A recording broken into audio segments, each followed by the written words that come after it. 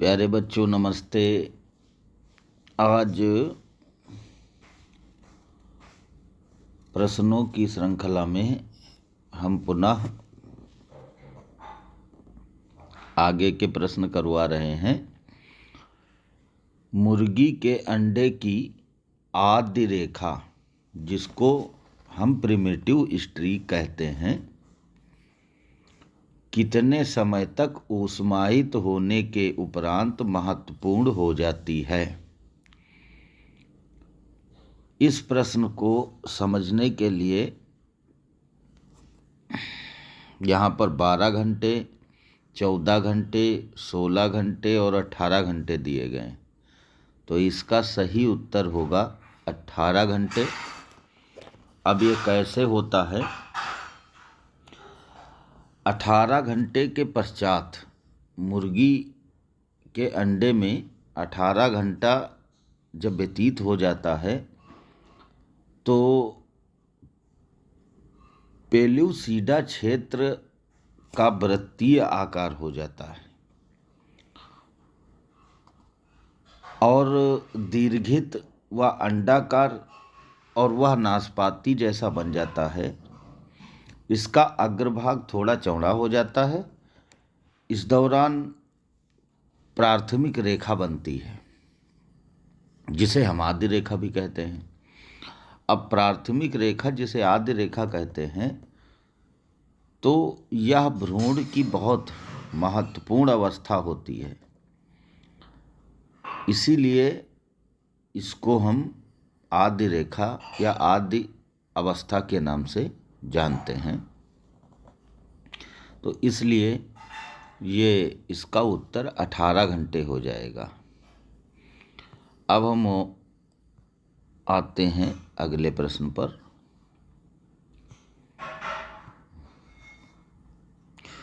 प्रश्न नंबर 17 है, चूजे के भ्रूण विकास में प्राथमिक रेख ऊष्मायन के कितने घंटे बाद बनती है? पुनः क्वेश्चन उसी को रिपीट किया गया है और इसका भी सही उत्तर हो जाएगा 18 घंटे बाद। तो इसका उत्तर ए सही होगा। आपने इसके पहले इसका एक्सप्लेनेशन देख लिया है कि 18 घंटे ऊष्मायन के बाद जो रेखा बनती है उसे आद्य रेखा कहा जाता है, और ये आद्य रेखा महत्वपूर्ण होती है। इसके बाद जो है 18वां क्वेश्चन हम पढ़ते हैं। चिक में प्रिमिटिव स्ट्रीक पूर्ण होती है। फिर उसी क्वेश्चन को रिपीट किया गया है और इसको देखते हैं। 10 घंटे लिखा है, 16 से 18 घंटे लिखा है, 24 घंटे लिखा और 72 घंटे लिखा। तो इसका उत्तर जो है 16 से 18 घंटे रहेगा, क्योंकि 16 से 18 घंटे इसलिए रहेगा क्योंकि जब भ्रूणीय परिवर्धन होता है तो गैस्टुलेशन के समय प्रिमिटिव स्टिक का निर्माण होता है। अभी इसके पहले वाले प्रश्न में हमने बात की थी। यह एक रेखा या खांच के रूप में होता है। धीरे धीरे यह खांच बड़ी होती जाती है और भ्रूण के शीर्ष और पुच्छ तथा दायां व बायां भाग को अलग करने का ये प्रयास करती है। प्रिमिटिव स्ट्रिक जो होती है ये पूर्ण होने में करीब 16 से 18 घंटे लग जाते हैं, अतः यह आपका उत्तर सही होगा। अब हम प्रश्न आते हैं 19 पर। प्राथमिक अंडकला होती है। प्राथमिक अंडकला किसे कहते हैं? क्या होती है प्राथमिक अंडकला? तो इसके 4 ऑप्शन दिए गए हैं। ग्राफियन पुटिका, कोरोना रेडिएटा और जोना पेल्यूसिडा, और ये सभी। तो इसका सही उत्तर हो जाएगा सी, जोना पेलुसीडा।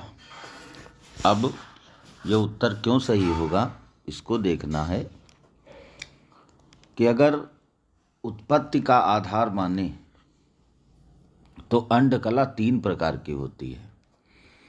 अब 3 प्रकार में प्राथमिक अंडकला, द्वितीयक अंडकला और तृतीयक अंडकला।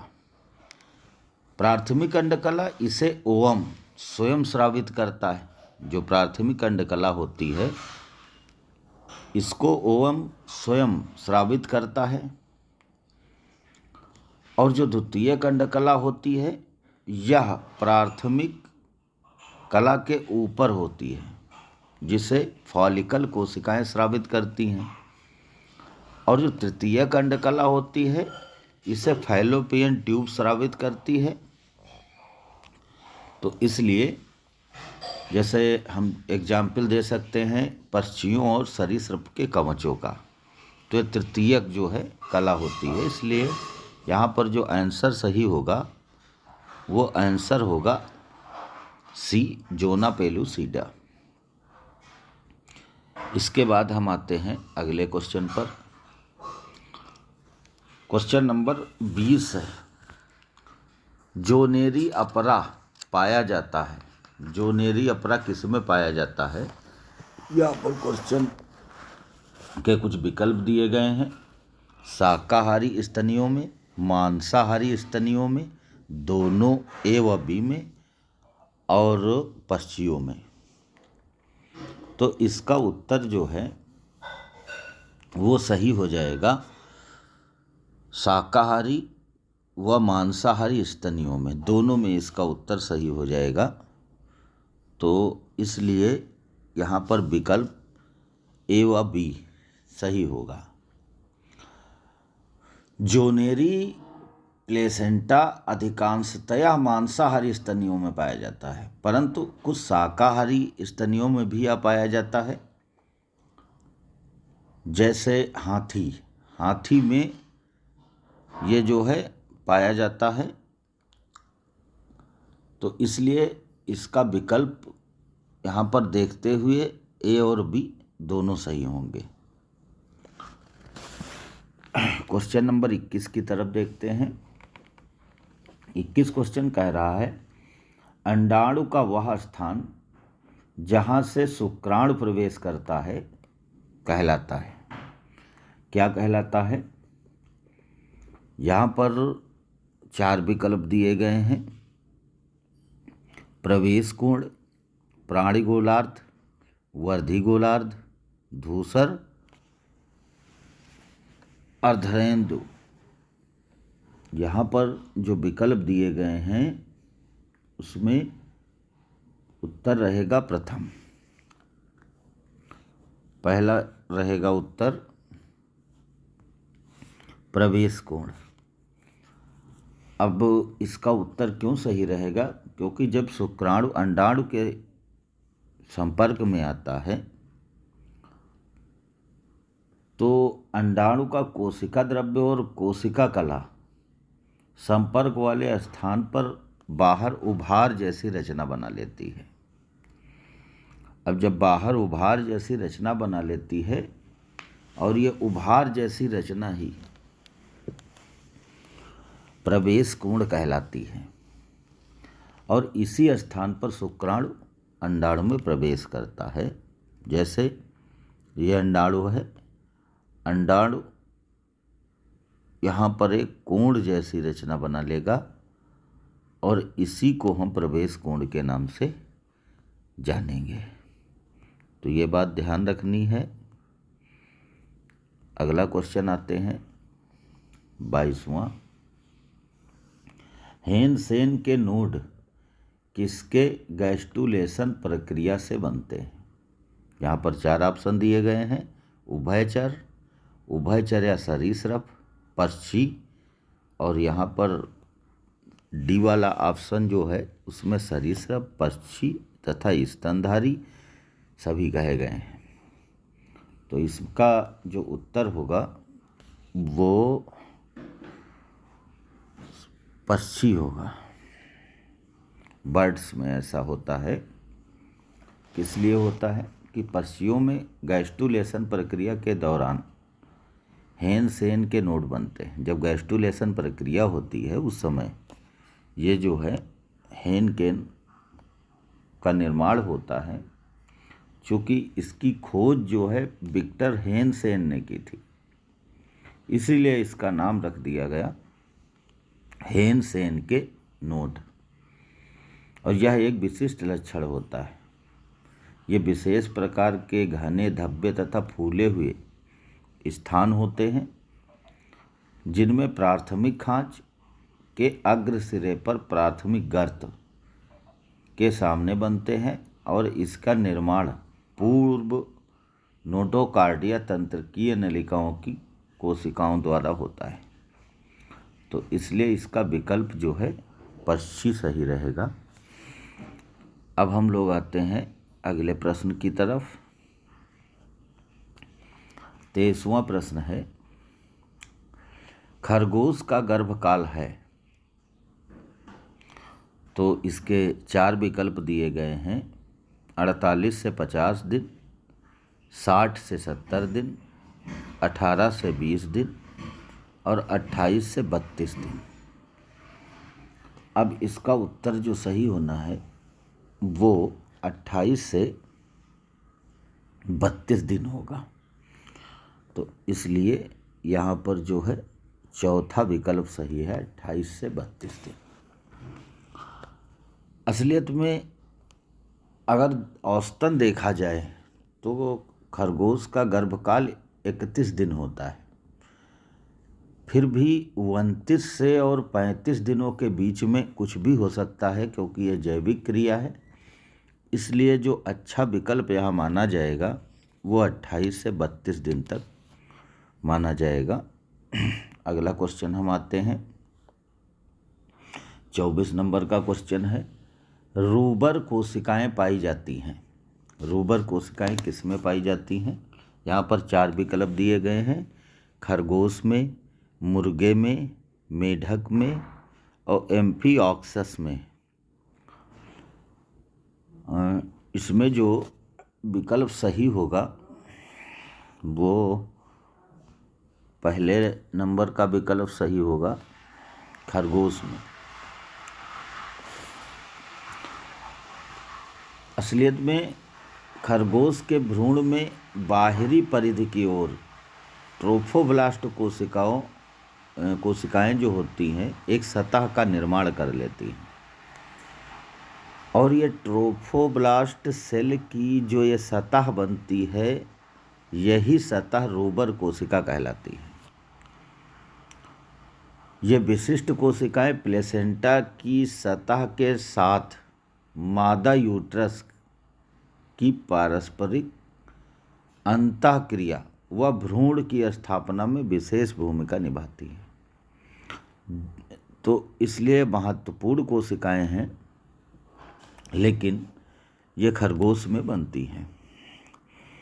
अब हम अगले प्रश्न की तरफ चलते हैं। 25वां प्रश्न है, मेढक के भ्रूणीय विकास में कोरक रंध्र बनाता है भविष्य का मुख, गुदा, नासा छिद्र और कर्णपटा।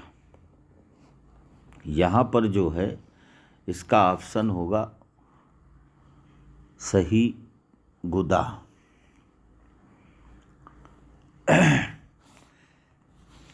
तो यहाँ पर बी ऑप्शन इसका सही होगा।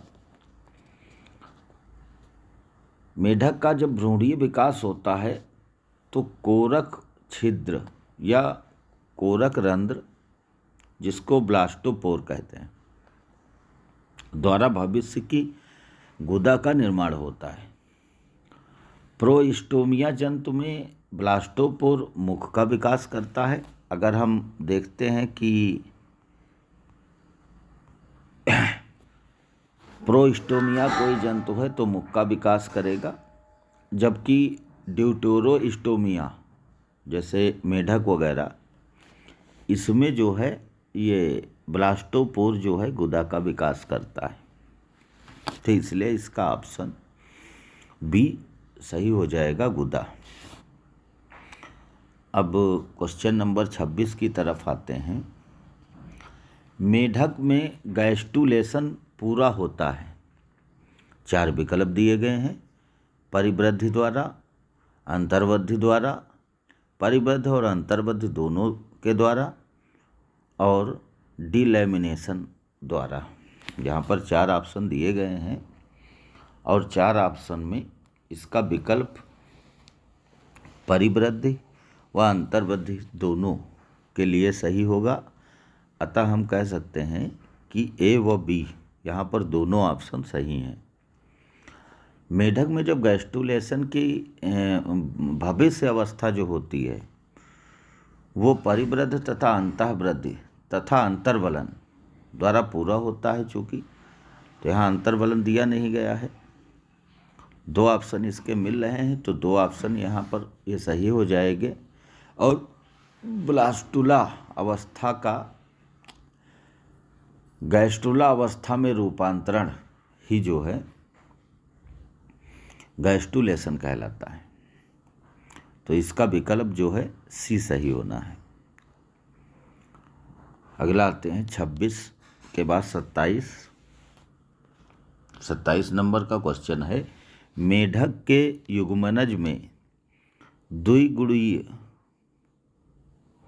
द्विगुणित गुणसूत्रों की संख्या होती है। अब यहाँ पर 4 विकल्प दिए गए हैं, 22, 26 और 24 व 25।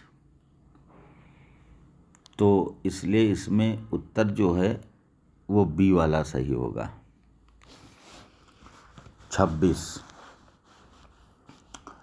असलियत में मेढक में नर व मादा युग्मकों में 13 गुणसूत्र पाए जाते हैं। नर तथा मादा युग्मकों के संयोजन से युग्मनज जो जाइगोट का निर्माण होता है वो द्विगुणित होता है। अर्थात जो है कुल गुणसूत्र जो है 26 गुणसूत्र जो है इनके द्विगुणित अवस्था में होते हैं। यहाँ पर जो है अगला प्रश्न आएगा 27 के बाद 28 प्रश्न आएंगे। 28वें प्रश्न में देखेंगे कोरक चक्रिका किसके द्वारा बनती है। 4 ऑप्शन दिए गए हैं यहाँ पर। अधाकोरक, मध्यजन स्तर, अधिकोरक तथा अधाकोरक, अधिकोरक तथा मध्यजन स्तर, अधिकोरक तथा पोषकोरक। 4 ऑप्शन दिए गए हैं। ये ऊपर वाले जो ऑप्शन ना समझ में आए तो इसको आप जो है नीचे वाली इंग्लिश पढ़ सकते हैं, यहाँ से ज़्यादा समझ में आएगा। हाइपोब्लास्ट एंड मीसोडर्म, इपीब्लास्ट और हाइपोब्लास्ट, इपीब्लास्ट तथा मीसोडर्म, और इपीब्लास्ट तथा ट्रोफोब्लास्ट। तो इस तरीके से यहाँ जो ऑप्शन सही होना चाहिए इपीब्लास्ट एंड हाइपोब्लास्ट, इसका उत्तर सही होगा, इपीब्लास्ट और हाइपोब्लास्ट।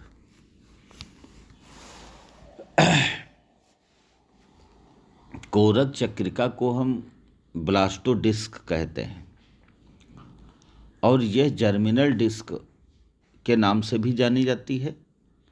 यह एक छोटी गोल सफ़ेद रंग की एक संरचना होती है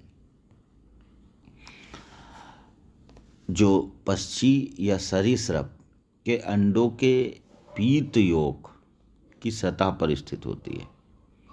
कोरक चक्रिका मतलब ब्लास्टोडिस्क का विकास जो होता है वो इपीब्लास्ट और हाइपोब्लास्ट दोनों से मिलकर होता है।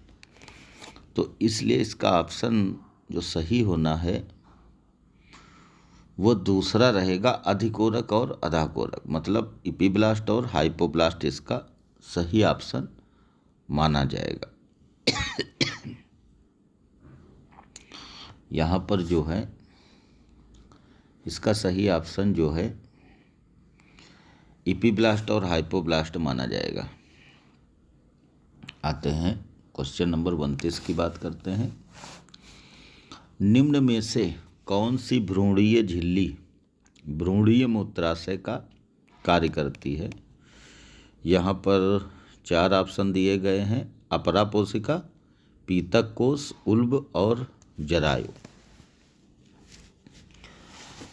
यहाँ पर जो है अपरा पोशिका उत्तर सही होगा। तो इसलिए जो है विकल्प नंबर 1 ए हम लगा लेते हैं, इसमें जो सही होना है। और अपरा जो है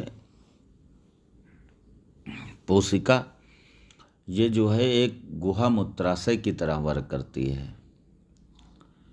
यह भ्रूण के उपापचय के फलस्वरूप उत्पन्न होने वाले अपशिष्ट पदार्थों और गैसों का नियमन करती है। तो उत्तर नंबर इसका जो सही होना है वो पहला रहेगा। अब हम 30वें क्वेश्चन पर आते हैं। स्तनी के भ्रूण में एलेंटायस का कार्य क्या है?